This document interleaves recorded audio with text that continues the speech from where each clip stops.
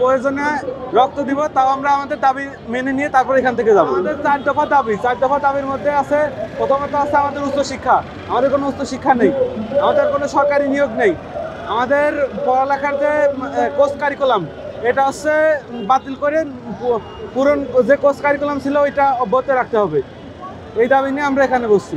না, আমাদের কোনো 3 বছরের একাডেমিক কোর্স ও 1 বছরের ইন্টার্নি ছিল। এই ইন্টার্নি শেষে আমাদের কোনো মানে সরকারি ক্ষেত্রে কোনো নিয়োগ নেই, আমরা বেকার অবস্থায় বের হই।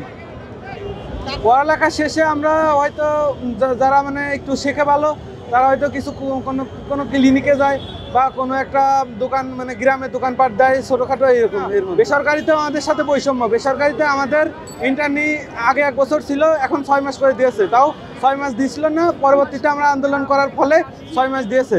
আমরা যদি হাতের কাজ ভালো করে না শিখি তাহলে আমাদের বেসরকারি ক্লিনিকেও দাম দেয় না।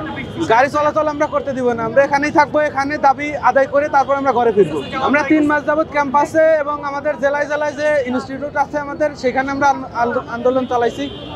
তাতে তেমন একটা ফল পাইনি, বিধায় আমরা আজ এখানে।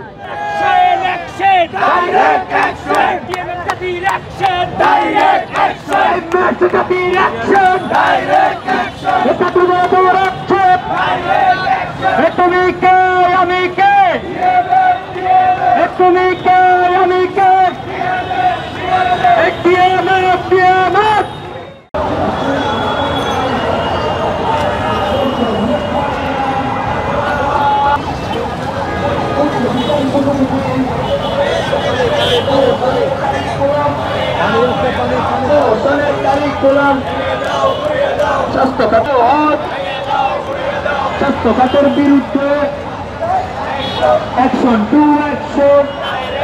আমাদের দাবি, আমাদের দাবি, আমাদের অধিকার, আমাদের অধিকার।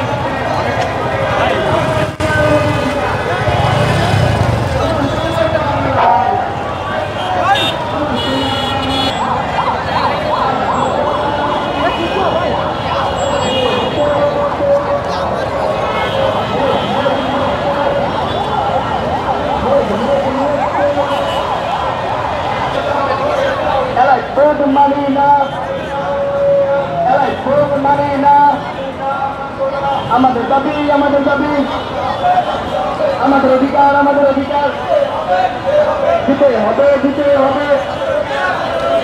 দিত রক্ত, রক্তের বন্যায়